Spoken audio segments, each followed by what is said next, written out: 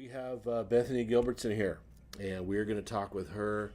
I have been waiting for this interview for quite some time. She is such an awesome person, and she is going to give us some insight as to what she has been up to and what's happening with her right now. So we're going to talk with her, and it's going to be awesome. So stay tuned for that.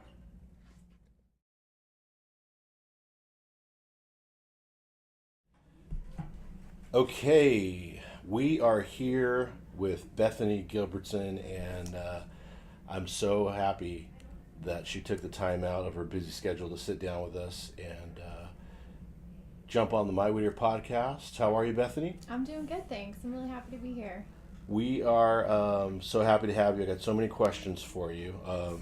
You guys know her as Whittier Wandering on Instagram, and she has so many awesome things on her feed. But before we get into that, how the heck did a girl from Boston end up in Whittier? How did you end up here, Bethany? How did you find question. Whittier? Originally, it was coming out here for undergrad.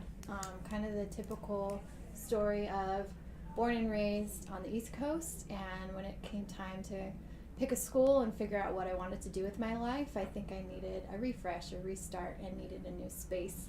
And so California felt like a good place to do that. So 3,000 miles, total opposite end of my world that I knew. And yeah, I kind of ventured out here by myself. I didn't know anybody, but I knew that, just was excited about school. So I went to Biola University, did my undergrad there, and studied journalism. Really loved my program a lot. Really just dove into it and embraced it, and did a student newspaper, student magazine. Met a lot of, my closest friends to this day. Met my husband. So just my story really unraveled from just moving to California for school. Wow. And have been here for 11 years now. So. And you did get married here in Whittier, yes, right? We did. Yeah, we got married in Uptown. Shout out to the Hubs. Shout out to Kyle. Yeah, 5 years ago now. Nice. So you had all of those great experiences here in California and Whittier. And what made you want to put some roots down here in Whittier? I know that obviously helped, but what made you want to say, you know what, I'm going to stay here for a little while? Yeah, I think hopefully I won't be blabbing about my husband too much in this time, No, but really it does come down to Kyle. I mean, he's in the film industry, he's an editor, we're both in the creative arts and media freelance world, and so for us, the greater LA area just made the most sense.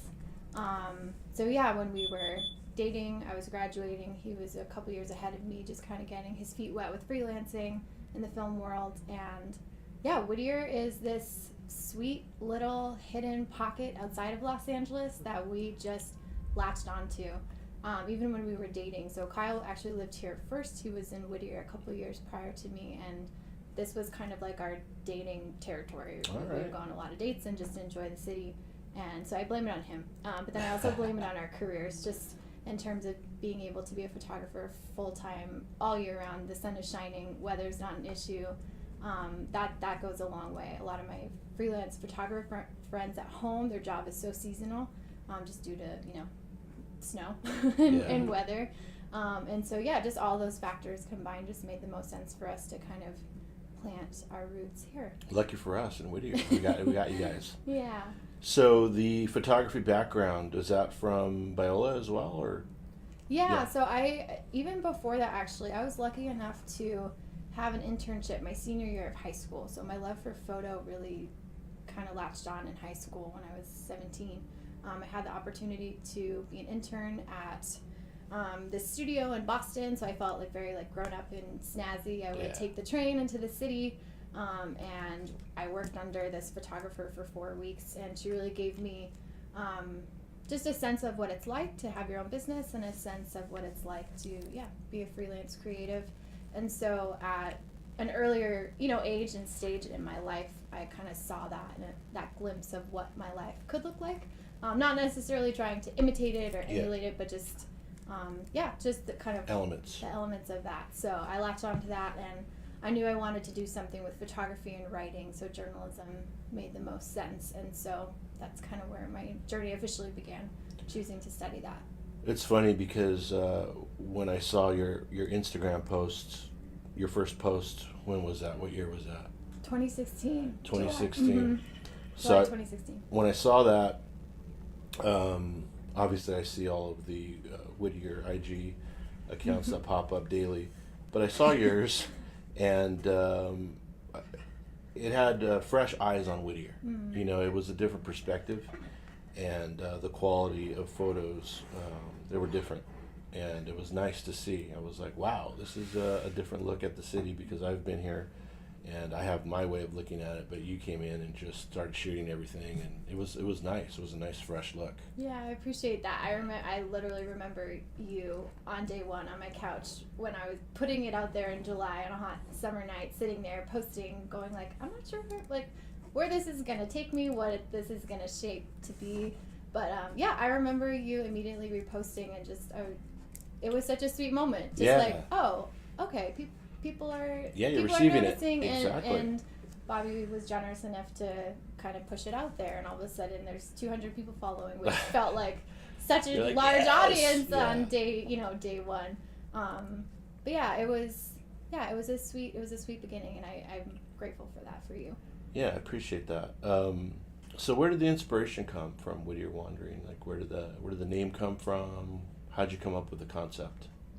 Yeah, I think the concept was pretty simple. I work from home, and my office is, my house, and so I need to get out. I need to have space and fresh air, and not be in my pajamas working on the computer editing all day. And so it started with that, just the idea of, I just needed to walk, get walk around, wander, and just enjoy getting out of my house and having space for my work.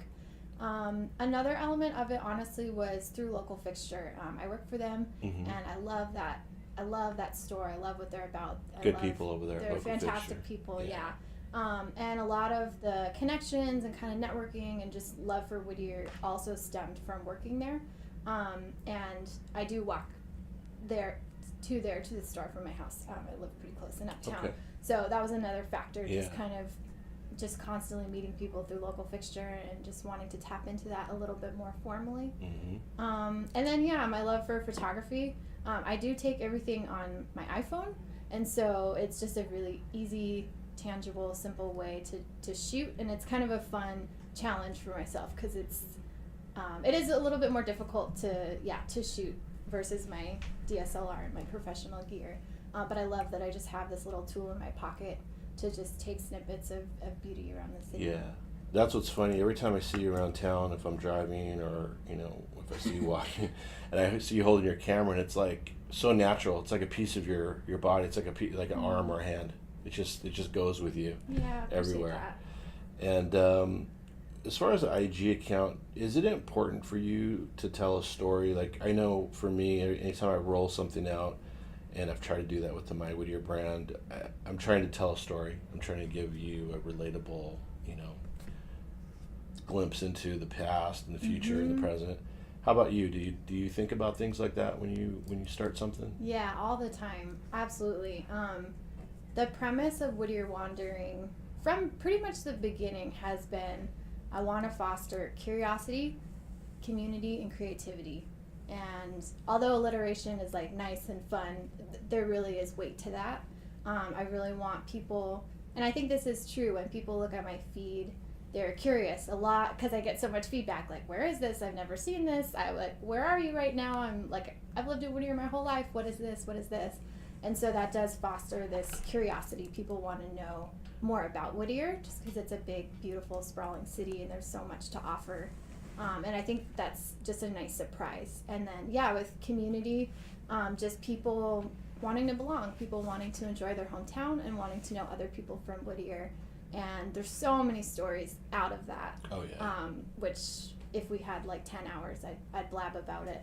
And then fostering creativity, like really, as a professional photographer, wanting to help others, like pave the way for their own careers, and wanting to, just tap into that and tell other people's stories, people who are doing things with their hands, people who are artists in Whittier, people who obviously have business connections, business owners, people who are making great food, all of that. It's just all encompassing with wanting to showcase the good things that are happening here. Yeah, I was wondering about that, because I know for me, group events and getting people together, to do something is always scary for me, and it's like Yeah. I'm a super introvert, even though it doesn't seem like it, Mhm. because I'm out there all the time. Right. But you started doing group events and walks and hikes and contests and stuff like that. Was that hard for you, or was that pretty natural?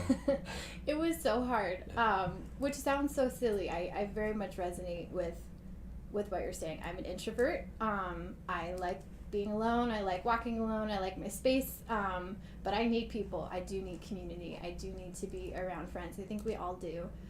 So once I kind of admitted that to myself and realized there's more good in putting myself out there and being uncomfortable than staying alone, then that was a game changer. Got to push those boundaries a little bit. You do. I think being uncomfortable is an okay thing. Mm-hmm. Like, we all need to experience that, especially for the greater good of bringing people together. And I've seen a lot of friendships form from Whittier Wandering. A lot of the hikes early on.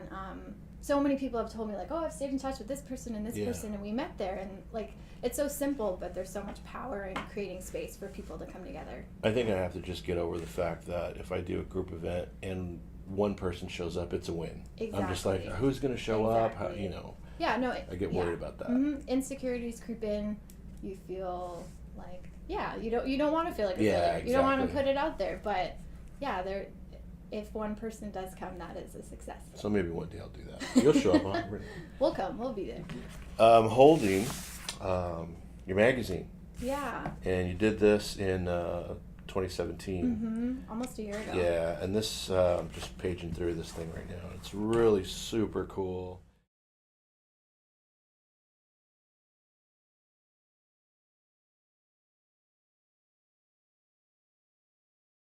And it was a great idea, and I wish I did it, but you did it, and it was done really well. Thanks. And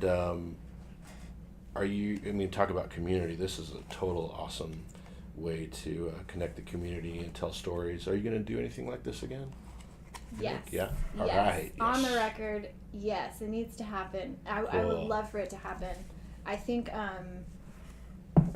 confessing just time is just of the essence for me, and when I freelance, my time ebbs and flows. And so last fall, I was in a place where I could really funnel and channel in a lot of time into that, and just it was a labor of love. And it was cool. about a 2.5-month project that I just. That's it.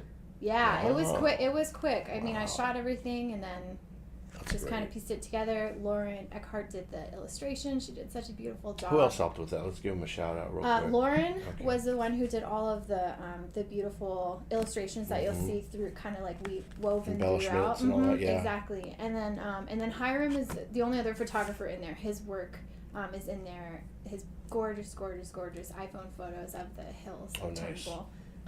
So yeah, the three of us were kind of a small but mighty team. And that was a night I'll never forget. Just the incredible support and encouragement that people showed up that night. It meant a lot. Really cool. Thanks. The so you were doing your photography business before you started the Instagram account. Was that your main business at the time? Yeah, I've been freelancing now. Oh gosh, I've been a photographer for 10 years. I worked nonprofit for 3 years out of school, so I was a media director in a nonprofit setting. Cool. And then after 3 years, I decided that it was best to venture out on my own. That was something, like I mentioned, since high school that I wanted to do.